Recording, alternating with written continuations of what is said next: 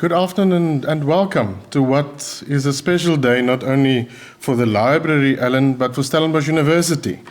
It is special in a number of ways, and Alan will contextualize the event and the significance of this launch later today. And I hope that it will be a celebration of not only the legacy of Van Zyl Slabbert as is depicted in some of his writings, Tanya, but also in the legacy that will live on and that continues to live on in the conversations that we have on a daily basis and in the conversations that hopefully we'll continue to have over generations. I've just attended one of the student residence's annual conversations. And in this conversation, we had a long discussion about values and what values are, how you define values, where values takes you, where it doesn't, etc., etc. And luckily, Willie Estreisen sat next to me, who I regard as one of the experts on this idea of values.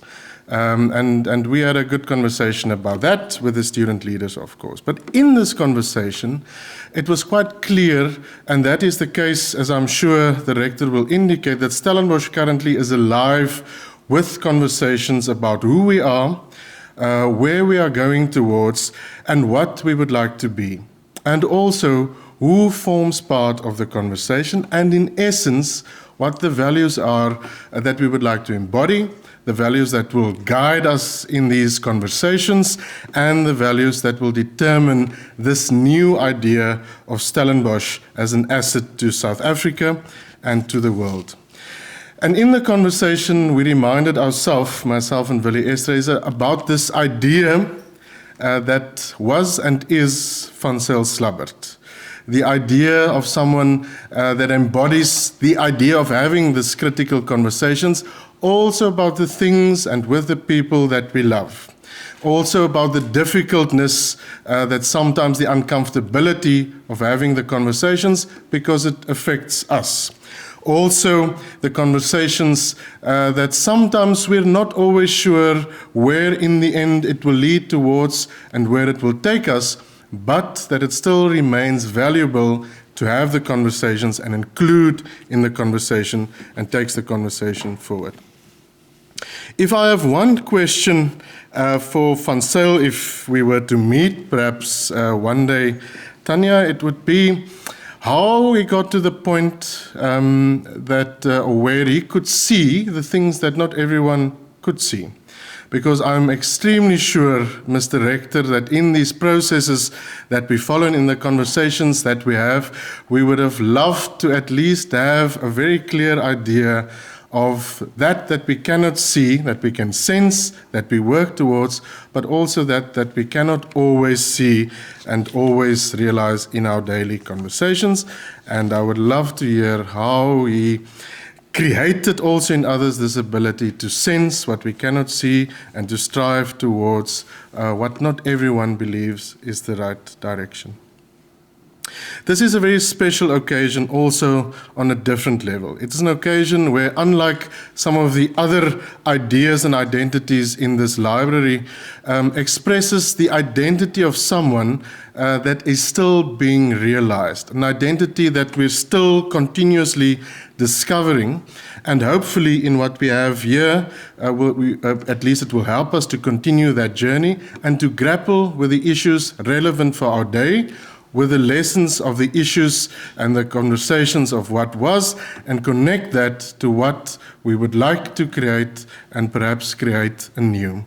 And therefore, this is a significant event. It is significant because in what we have here, we'll also have an indication of where we would like to be. And it will provide us with the opportunity to grapple with the stories, the change-making processes, the bridges, the struggles, the conversations about identity, the conversations about who we are and who we can best be, and in and through the legacy of Van Zyl, hopefully have some sort of a pathway or a better direction, or at least some of the tools to have those conversations and to celebrate the idea that we can be part of this country and of the conversations that will take our country forward.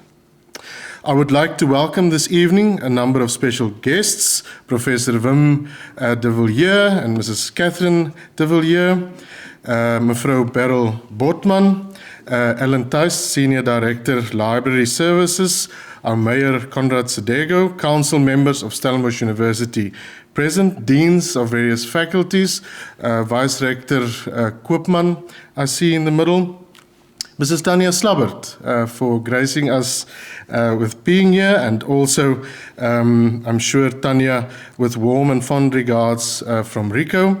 We've received a message from Jane Slabbert earlier, apologizing that she cannot be here. Friends of late Dr. Van Zyl Slabbert, I see the Gagianos. I sense that the Wilsons, I think I saw earlier, are here. Apology from Dr. Alex Bourain, who cannot be here this evening. Michael Savage, I think, might also not be here. Representatives of Mr. Jonathan Ball is actually here, and Mrs. Ball is here this evening. Professor Albert Grinling, wie saam met ons 'n pad gestap het en nog sal stap om 'n klomp goed te ontdek. Mrs. Christina Teichmann from the Konrad Adenauer Foundation, who supports, have and will continue, I hope, to support this idea of Van Zyl. Mrs. Hannah Botha, who will later be acknowledged as the individual who brought everything together and will help us to continue to learn from Van Zyl through what we have here. And may our gathering here leave us uncomfortable in the end, Alan, after hearing and sensing what is and what we would like to see, so that in being uncomfortable, we can remind ourselves that we are not where we should be and where we would like to be. And that in rediscovering what is Van Zyl and living something of the Van Zylness of this great individual, that the uncomfortability guides us in not resting, in struggling, in engaging, in changing, in re-listening, and that as a university community, that it will help us to continuously challenge us to be better, to be more significant, and to make a bigger impact in society. Thank you very much.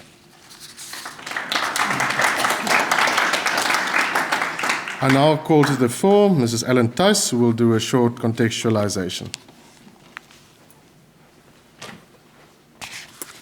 Thank you, Leslie, and good afternoon to all of you. As Leslie Van Rooy had indicated, today is indeed a very special occasion for us here at Stellenbosch University and in the Library and Information Service, celebrating Dr. Frederik Van Zyl Slabbert's long-standing association with the university, with the presentation of the catalogue of his documents donated to the university for safekeeping and making it accessible by his family. This extensive collection of approximately, and you would be surprised to hear this number, of 4,000 items, has now been fully indexed and will be made accessible to researchers following today's launch, thanks to the support of the university, family, and friends of Dr. Slabbert. But before I say and will show you something about the collection, in addition to the display that you can see at the entrance, I'd like to say something briefly about the manuscript section, center of the special collections of the library, so that you can understand the significance and the value of the Slabbert collection.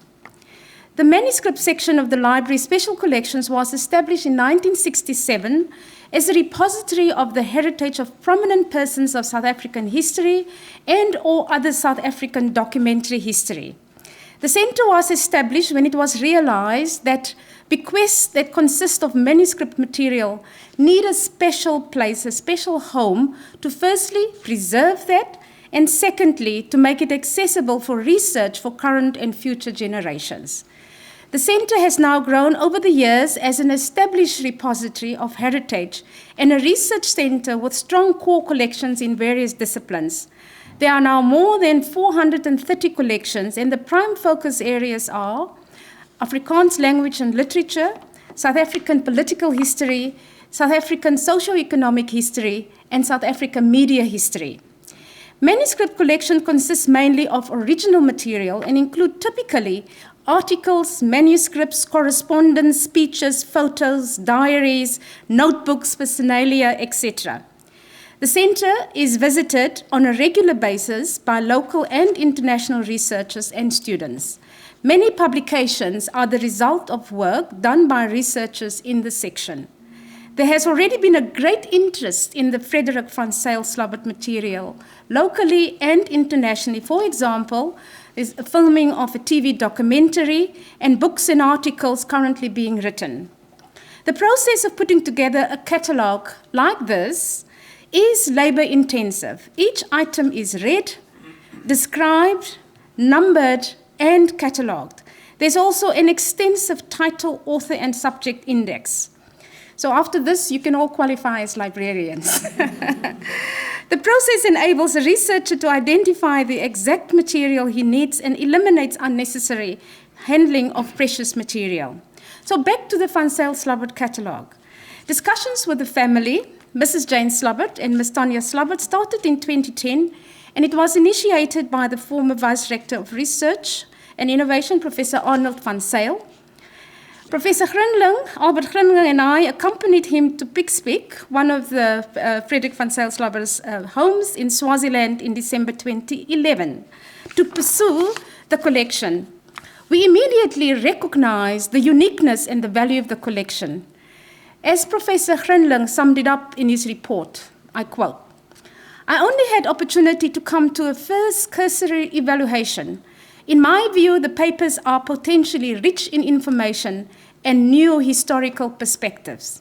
The papers hold the promise of not only fleshing out the already substantial literature on Slabbert, including his own autobiographical works, but also providing more nuanced, if not thoroughly revised interpretations of his political and social role during a particularly turbulent period in South African history, as the country lurched towards a full democracy. Apart from shedding light on Slabbert himself, it also seems to contain a wealth of information on broader social and political issues. Given Slabbert's attachment to Stellenbosch, despite the fact that he was often spurned by the local Afrikaner establishment at the time during his political career, it would be right and proper for the university to find a home for the documentary heritage legacy of one of its most visionary and courageous sons. It would also help to correct the somewhat skewed political balance of the university's current holdings." Close quote. The catalogue was compiled by Hannah Botha. We have been privileged to source the expertise of such a distinguished professional in this arena, like Hannah, to process the collection and compile the catalogue in just 18 months. Considering the research, so it's not just working with the primary material, you actually have to research some of the material in order to describe what is there and to correctly describe that. So describing this, doing all the research, finding other sources, is in fact remarkable that she was able to accomplish this in only 18 months. She has retired as the head of special collections in 2006. So when I contacted her, she immediately said, I would like to do this, because not only does she knows and aware of Van Zyl Slabbert, but she in fact also knew Mrs. Slabbert's, the first Mrs. Slabbert's grandmother, and they knew each other when they were living here in Stellenbosch. So, in the introduction of the catalogue, which is here in front of her, Hannah wrote that what distinguished Slabbert from his fellow politicians at the time was that he adopted a scholarly approach to his analysis of issues and to the way in which he structured his publications, articles, and speeches. His documents provide a compelling record of his deep involvement in the workings of the South African politics during the years of the National Party rule, the transitional period, and the shaping of the new South Africa. These documents form the core of the collection and now have historical value far beyond the purpose for which they were created. Frederik Van Zyl Slabbert was a man of many talents and will be remembered for his commitment to all the people of South Africa and to building democracy in the country. He led by example, and such was his credibility that an impressive variety of people and parties bought into his ideas and could be persuaded to follow his lead. I close the quote from Hannah. Good day, and also from my side, thank you all for being here. It is indeed an honor and a privilege for the university. It's really a special day for us, and it's so special for us to be able to house this documentary collection that's being opened here today.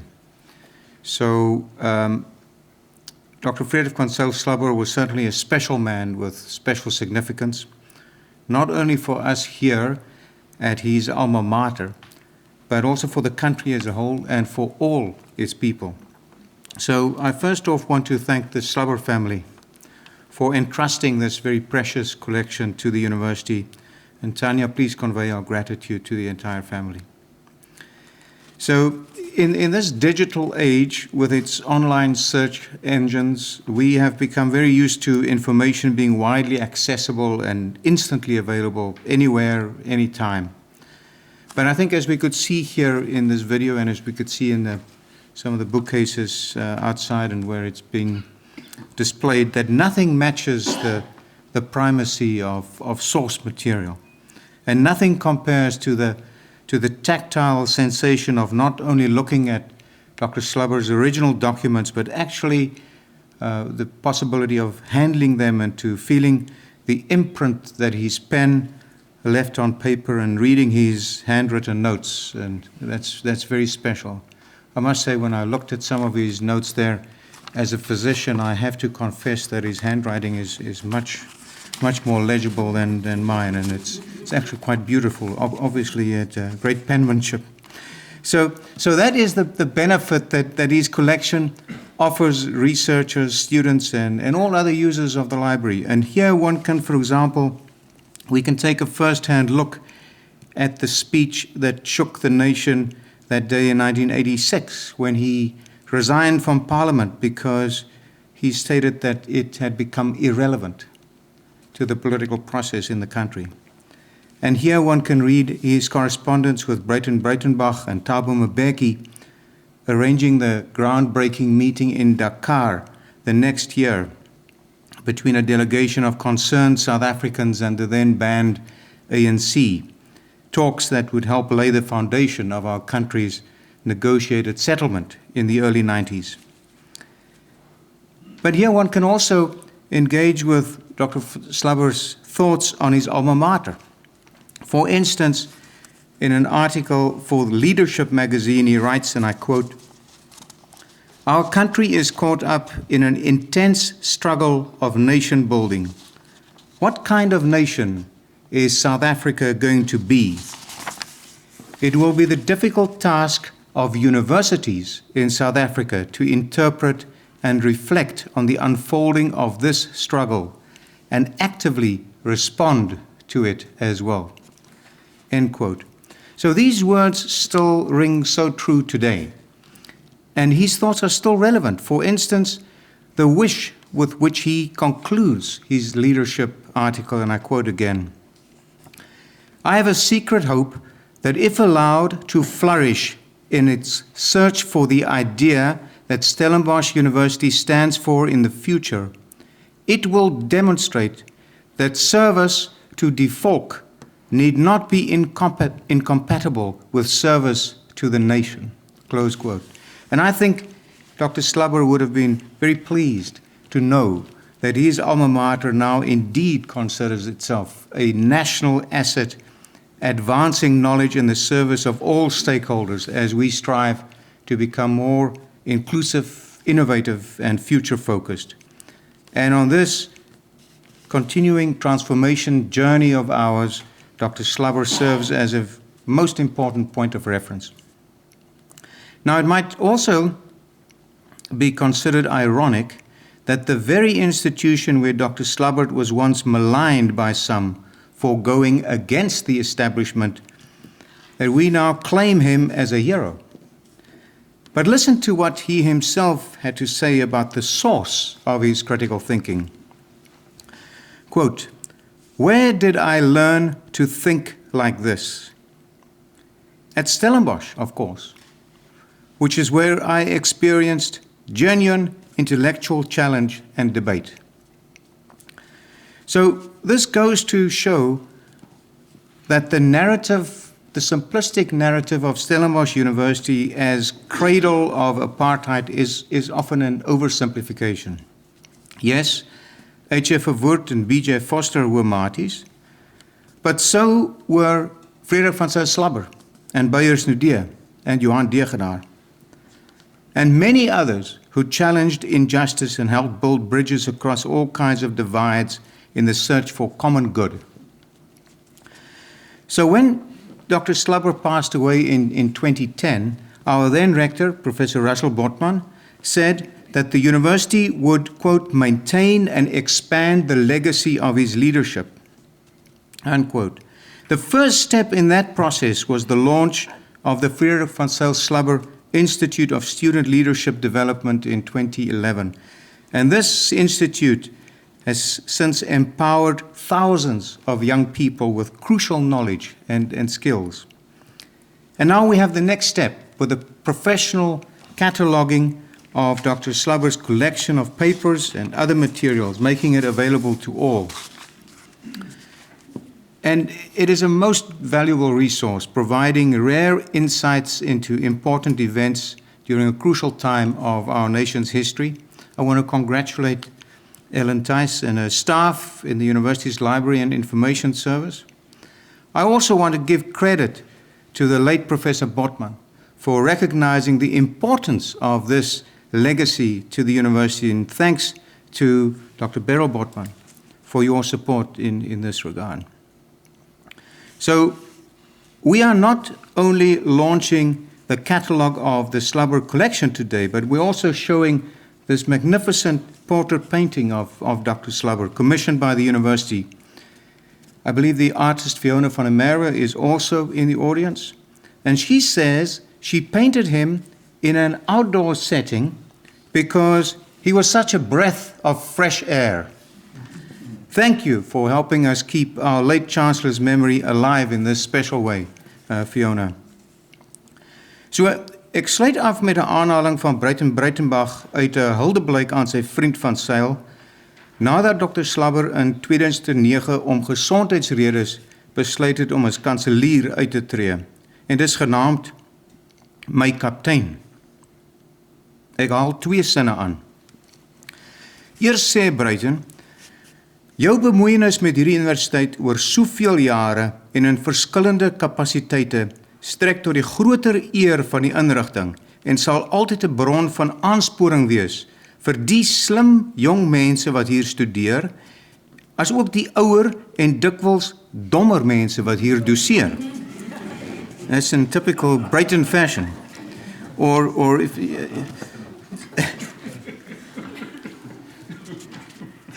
and then further on in his tribute to Van Zyl, Breiten writes,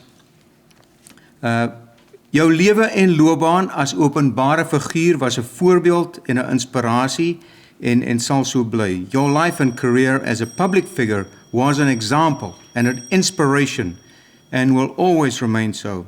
Ek dink ons kan almal hiermee saamstem. Dames en here, geniet die versameling and thank you ever so much. I now call to the fore Professor Albert Grinling, who in conversations over the last couple of weeks indicated that he's amazed at the rediscovery or discovering aspects of Van Zyl that we might not all know, and we really look forward to also, as the Leadership Institute, engage with some of the thoughts in better understanding the legacy of Van Zyl. Prof. Grinling. Good evening. Thank you, Dr. Van Rooij, Professor Wim de Villiers, Mrs. de Villiers, and representing the Slabbert family, Tanya Slabbert, and other esteemed guests. I consider myself fortunate to have been asked to say a few words on Slabbert students' days at Stellenbosch during the 1960s. I've recently taken the bold step of embarking on what I hope will eventually be a fully fledged biography of Slabbert, a daunting task. Tonight, however, I wish to comment briefly on what made Slabbert different from other students at Stellenbosch, some of the influence that helped to shape him, and then finally, briefly, what Stellenbosch meant for him. Slabbert came to Stellenbosch at a time when Verwoerdian apartheid was being recast as a modernizing movement in tune with powerful centralizing state that was eager to embrace technological and material progress. The university had developed a reputation as being fully immersed in this process and in this project, yet it was not without pockets of resistance and a few dissenting voices. Slabbert, upon his enrollment, would have described himself as a latent gnat. He was, however, not the regular ideal type Marty student of the time. Many of his peers came from solid middle-class homes. He came from a fractured family background, and the lack of funds meant that his studies in part were paid by Help Mekaar bursary. There were also other differences. Slabbert grew up in Pietersburg, today Polokwane, in the north of the country, which was not a normal feeder town for Stellenbosch. Moreover, he had first-hand experiences of black people, which were uncommon for most Stellenbosch students at the time. It is probably not perchance that the university thinkers on apartheid, in a town where there were few Africans, were given to thinking of black people in the abstract, in rarefied terms, rather than people of flesh and blood. Right from the start, Slabbert's close connections to black people at an early age predisposed him to be suspicious of apartheid's metaphysical formulations. Two considerations brought him to Stellenbosch. The one was to become a minister of religion of the Dutch Reformed Church. The other one had to do with that other form of religion, rugby. Slabbert excelled at rugby, which definitely added to his profile as a student. But he also came to realize that the sport can be a narcotic to everything that was wrong in South African society. After a couple of years, he stopped playing, as he claimed it was becoming too time-consuming. Besides getting disillusioned with rugby, he also decided to end his theological studies and then turn towards sociology, that haven for academics whose church has failed them. As we live in an increasingly secular world today, we must not underestimate Slabbert's inner turmoil to turn away from theological studies. One was, after all, called for higher service, and now he had arrived at a point where, as he put it, he was uncalled. It was not an easy decision, but once he has decided, he carried it out swiftly. At more or less the same time, Slabbert, at the age of 22, wrote a prescient piece criticizing the close relationship between state and church in Afrikaans circles. To this day, it still stands as a particularly forceful analysis, especially for someone that young. There was a set of very particular reasons that fed into Slabbert's decision to abandon his initial calling. In more general terms, though, during his sojourn at Stellenbosch, he was particularly influenced by people like the irreverent and irrepressible Jannie Gagiano, who became his lifelong academic sparring partner. His intellectual developments also owed much to lecturers such as the influential philosophers Johan Degenaar, André de Tooy, the sociologist Diane Hubert, and the head of the sociology department, Professor S.P. Sillier. Intellectually, he was indebted to these eminent scholars who guided him to question that which on the surface may appear as reality. Later in 1999, he claimed that what he experienced through these intellectual engagements at Stellenbosch was the beginning, and I quote, was the beginning of an unrestrained assault on my mind, which to this day has not end. Daar word dikwels gevra of Slabbert as 'n Afrikaner beskou kan word. Hulle het dieselfde storie met Smuts. Hy self het nie veel van die vraag gehou nie. Alhoewel hy waardering gehad het vir Afrikaanse letterkunde, kultuur en selfs leefstyl, was hy huiwerig om gestereotypeer te word. Vir hom was daar nie iets soos 'n enkele begrip, die Afrikaner nie. Hy het dit slegs as die begin van 'n gesprek en nie die finale antwoord beskou nie. Ironies genoeg kan daar geredeneer word dat dit egter sy Afrikaansheid is wat daartoe bygedra het dat hy uitgestaan het bo Engelssprekendes waar anti-apartheid politiek en non-konformiteit bykans as vanselfsprekend aanvaar is. Slabbert se Afrikaansheid het gehelp om hom uniek te maak, hoewel hy dit nie as 'n retoriese wapen aangewend het nie. Daarvoor was hy eenvoudig te rasioneel ingestel en het verkies om argumente op meriete en nie etniese toeskrywings te beoordeel nie. Slabbert was well known for his personal magnetism, a movie star appearance combined with a self-deprecating wit made for an attractive package. Jokingly, he would respond to an effusive admirer commenting on his popularity as a new kind of politician on the block. He would respond, "Yes, I studied Charisma 1, Charisma 2, and Charisma 3 at university." But more seriously, the university meant much more for him. It allowed him to ground his kind of proselytizing instincts in a rational manner. It provided him with opportunities to debate apartheid shortcomings in a rigorous way, which came to good stead later. It gave him the chance to measure his own academic acumen against those of others, and he was competitive.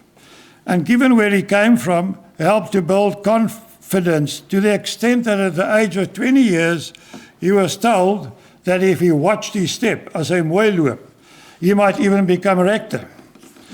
It also imparted a sense of academic detachment, which may be a bit of liability in the netherworld of politics, but can also enable one to emerge with razor-sharp analyses, which he often did. In all of this, Stellenbosch played a part. While Slabbert was not made by Stellenbosch in the way in which some of his peers were precast to join the National Party, Stellenbosch did in contradistinction, in an almost reverse form of osmosis, help to shape him. Besides this, and finally, on a more personal note, it was also on this campus that Slabbert was to meet his first wife, Mana Jordan.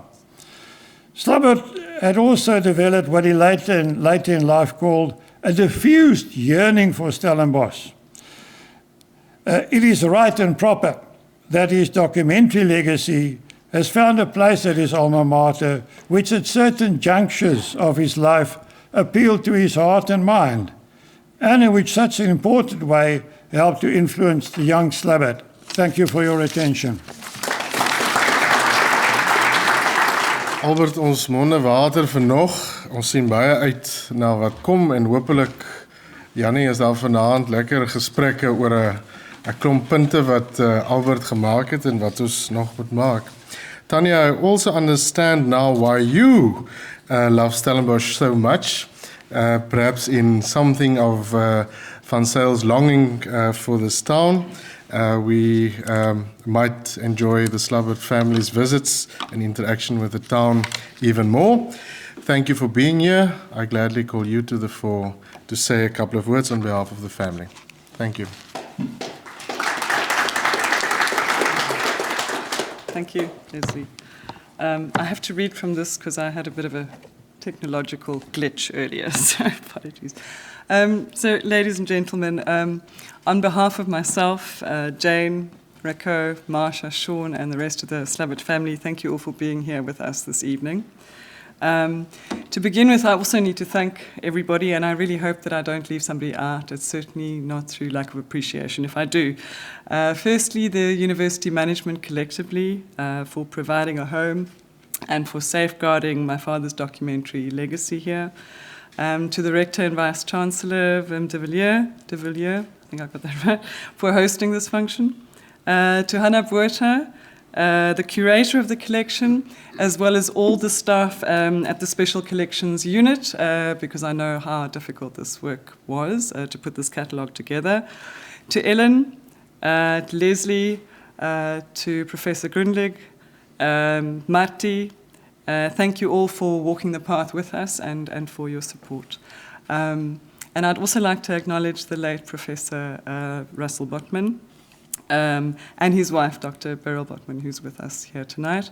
Professor Botman also commissioned the painting that is here, and thanks to Fiona for your fantastic rendition. I can see his eyes and his mouth and got it right there. So Stellenbosch holds a special place for my family for many reasons. My parents met here, they studied here, they got married in the Moederkerk. My brother and I, Gericke, were born here, and we spent our early years growing up in Mayuba and Simonsberg hostels. My grandmother taught English here. So many memories. But for my father, as has been mentioned, Stellenbosch was also where he honed his intellectual skills and where he forged friendships that would last a lifetime. And I'm thrilled to see two of his oldest friends here tonight, Yanni and Annie Gagiano. I'm really sorry, and you'll have to forgive me, but I am singling you out in this speech by way of example, so apologies in advance for that. Van's friendship with Yanni and Annie meant that we spent many weekends and holidays at their house in Low Street in Stellenbosch. And my abiding memories of that time are of countless debates and intellectual sparring at the wooden table outside on the stoep. These encounters were always passionate and probing. They were never dull. And they were also never of any short duration. And I think Annie would bear testimony to the fact that while she was a participant, she often didn't have an equal appetite for the frequency and intensity and duration of some of those engagements. However, I, as a young girl, would pretend to be ensconced in Yanni's epic collection of Marvel comics, if you remember those. But the comic superheroes paled into insignificance, quite frankly, compared to the titanic battle of words that those two would engage in. And I would watch them in awe and wonder, and eventually I became bold enough to venture my own points of view. I soon learned to be pretty sure of my position before I did that and entered the fray, because besides the fact that I was 12 or 13, it was completely irrelevant to them. What mattered that I could follow through on the logic of my arguments. And if that logic faltered, heaven help me. Yanni would deliver a dismissive comment like, that just makes no sense at all. And my father, who had those piercing blue eyes when he was engaging with you in debate, would start to look elsewhere. And, I'd realize that I was no longer a serious contender in the discussion. Similarly, no mercy was shown my brother and me if we should dare to take them on in a game of chess, as I think we've mentioned before.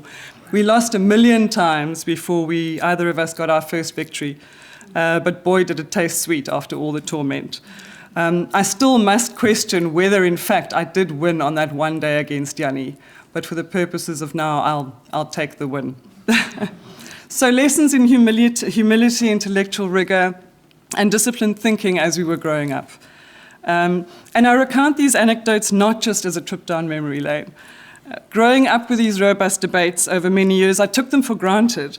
And it was only when I became an adult and engaged in the world on my own that I realized how very, very rare such engagements were and indeed still are.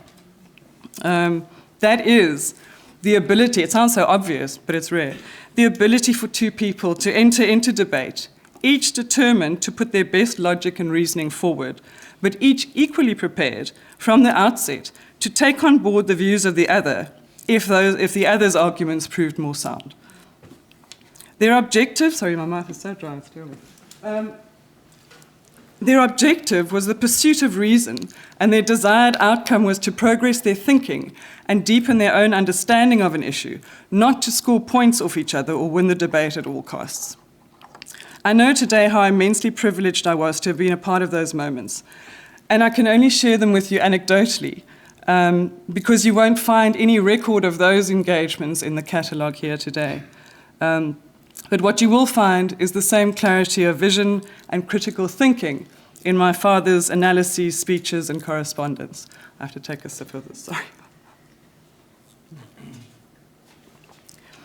As Jannie often says, Van had the amazing ability to quickly extract the very essence of a problem from a complex set of circumstances. And as Annie often adds, having cut to the core of a matter, his interest was in applying such insights in a pragmatic manner to produce tangible results. All this is evident in his works. What is also evident in his correspondence with a vastly diverse group of people was his deep compassion for others, his love for and extreme loyalty towards family and friends and to this country, and his sometimes very wicked sense of humour. I recently spent 2 wonderful hours in this section of the library going through works left by another close friend of my father's, Dion Hubert. And there were just 2 folders of correspondence between the 2 of them, but it gave me so many more insights into my father and his thinking as a young man. In conclusion, I hope this collection provides readers with new insights into some of the processes that helped shape this country, but also to provide a deeper understanding of a remarkable man. The family continued to find new material, sorry to everybody, such as the recorded cassettes that I handed over to Professor Grundlich, and of course we will carry on adding to the collection as and when we find such material. So once again, our deepest appreciation to the university for housing his works and for all the hard work that went into making this catalogue possible. Thank you. Wel, ons het nou al reeds beskryf wat in die catalogus is, wat die catalogus beteken. Basis wat dit is, dis 'n indeks, soos ek al reeds verduidelik het, wat presies verduidelik wat is in die versameling, en die navorsers kan dan hierna toe kom, hulle kan sien, en dit is basies 'n refleksie van die werke, en soos Tanya gesê het, ons sal seker nog 'n volume moet byvoeg op 'n latere stadium, an addendum to the catalogue, that we can certainly do, because we do want to have the full collection as much as we can for researchers in the future.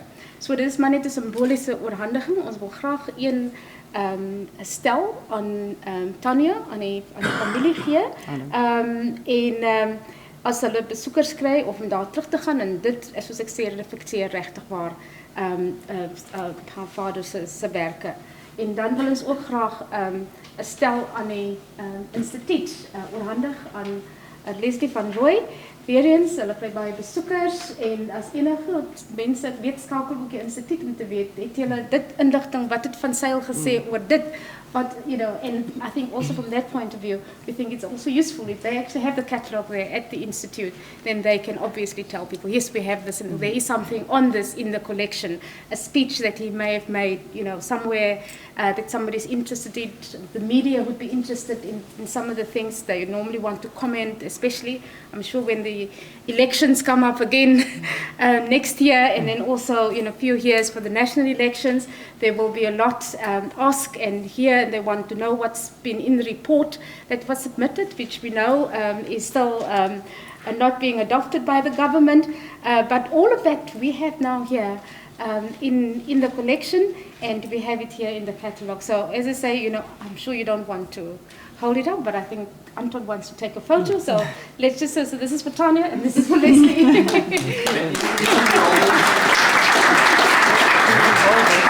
to take a photo? You just hold it up. We've also discussed it with Albert and Ellen. We hope that some of the material can also be used to enrich some of the course material that we have developed over the last couple of years, to make sure that the idea and ideals of Van Zyl is fully part of our own engagements with students around contextual issues in the country and also at Stellenbosch University. Ellen has requested me to do a couple of acknowledgements for some of the individuals here, and I must also add, Ellen, that I'd like to acknowledge the fact that in everything that we have said, this idea of Van Zyl's legacy that is alive is strong, and that we, Tanya, in what we do and that also what we would like to do in the future, that will remain the case. Tanya, for the journey with the family over the last couple of years, I think it has been longer than 5 years, this journey, also the journey with the collection, thank you very much. And we would like to acknowledge the fact that not only will we make use of what we have here, Ellen, but in what we do and in the conversations that I hope we will continue to have, that we will further and better understand Van Zyl, also through the family. Thank you to Professor Wim de Villiers for reminding us about Van Zyl and Stellenbosch on its journey, also the journey that Van Zyl envisioned, and to Professor Albert Grindling, also for the work that will still be done in what we will discover here. The university's management for making the collection possible, for funding the initiative and making sure that we can catalogue what we have today. To Hannah Botha for her immense effort and hard work in making sure that every little detail is captured in what we have as the catalogue today. Thank you to Fiona van der Merwe for also, as Jane called it, a Van Zyl that she can recognize and understand in the smile and in the eyes that we have in the painting. Martie, soos altyd ongelooflik dankie vir jou bydrae hier. Nie net om seker te maak dat dit die beste moontlike geleentheid is nie, maar dat jy ons aanhou herinner aan die Van Zyl oor wie dit gaan en die Van Zyl wie jy ook baie goed geken het. Susan van der Merwe and the team in also corporate marketing, and I saw colleagues from the Stellenbosch the Alumni Office, Stellenbosch Foundation, who joined us today and continues the journey around Van Zyl and making sure that his legacy is promoted. The Special Collections Department in the library, especially Lynn Fourie and Marina Brink, for your continuous support and for the fact that you welcome the guests who will come in, not only to do research, but to discover Van Zyl with us. I think Van Zyl would have continued to challenge us. He would have continued to challenge me in the work that I do, and he would definitely have continued to challenge our university. Not as a critical outsider, but as someone that, as we have heard, deeply loved Stellenbosch University. And he would challenge us to be and become more of what we should be, to lead and to not be afraid to change, and that we as a university community will be the asset that we would like to be for South Africa. Therefore, I invite you to continue the robust conversations and the engagements, the rules of engagement Tanya indicated earlier, but for all of us to continue in those debates and to make sure that indeed we continue the challenge, also the challenges for ourselves, and make sure that this university is the best that it can be and the asset to South Africa that it should be. Baie dankie, geniet die aand verder.